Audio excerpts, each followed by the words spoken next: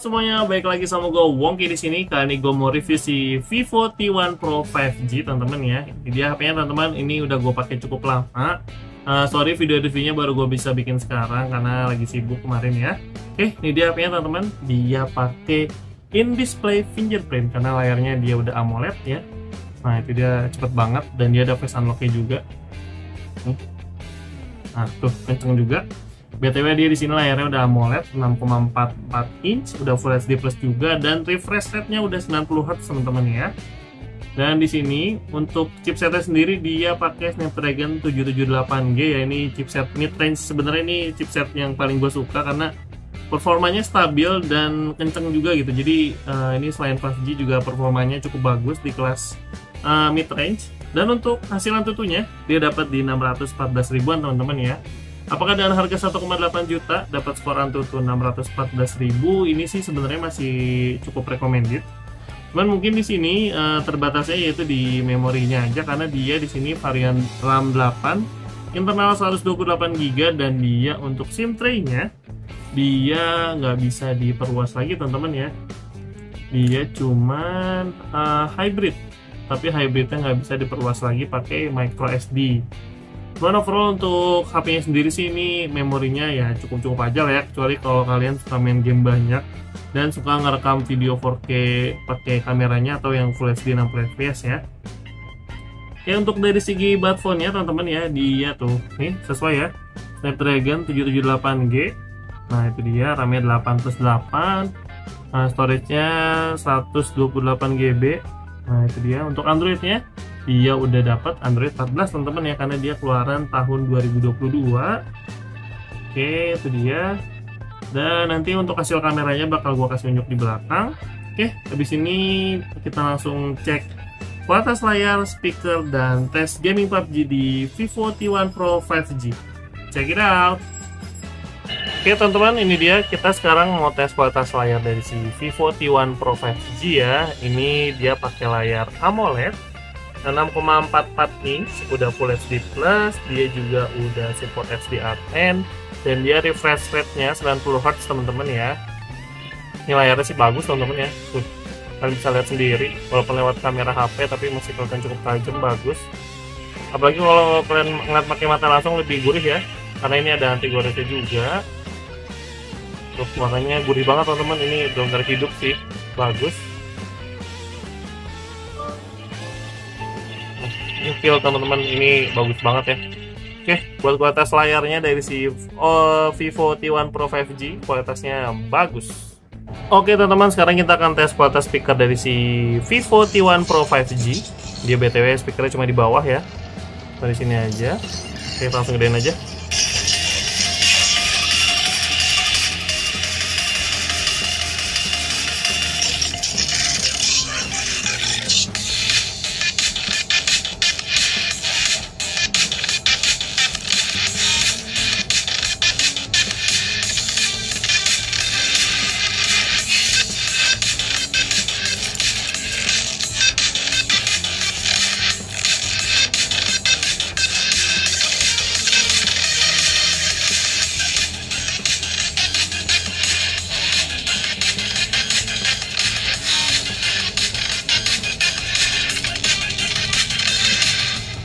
Oke teman-teman, gimana untuk kualitas speakernya? Walaupun cuma mono tadi cukup kenceng ya, dan dia ada audio booster mode-nya, jadi bisa volumenya itu tadi sampai 150%. Nah itu dia bisa 150%.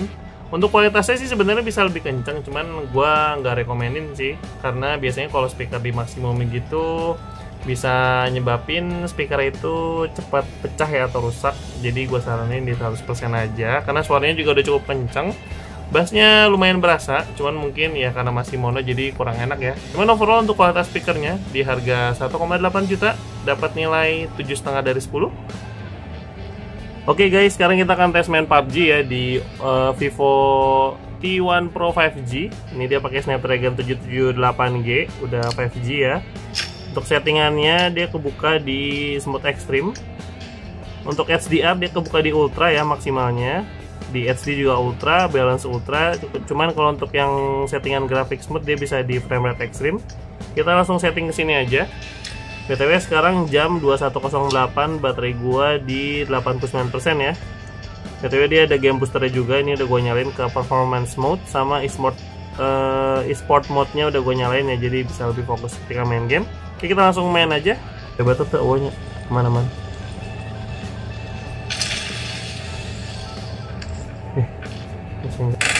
Mana ya belakang bang?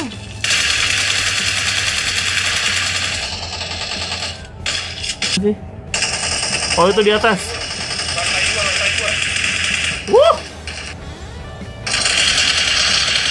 Wah, cak ingin naon hebat dirinya.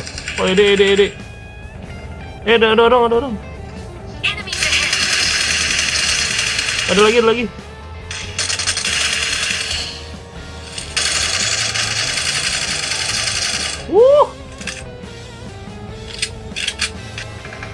Oh, di balik batu. Nah, nice. Mantap. Easy. Oke teman-teman, ini game gue udah beres ya. Tadi kita awal main jam 21.08, sekarang jam 21.40, berarti udah genap 30 menitan main PUBG ya, 32 menit. Untuk baterainya sisa di 79% teman-teman ya, berarti dia untuk segame main PUBG di selama 30 menit berkurang 10%, dari 89 ke 79% teman-teman ya. Untuk performanya oke banget, masih lancar banget ya. Emang Snapdragon 778 gitu, menurut gue ini chipset idaman di seri mid range ya. Oke, buat performa main PUBG di Vivo T1 Pro 5G masih mantap.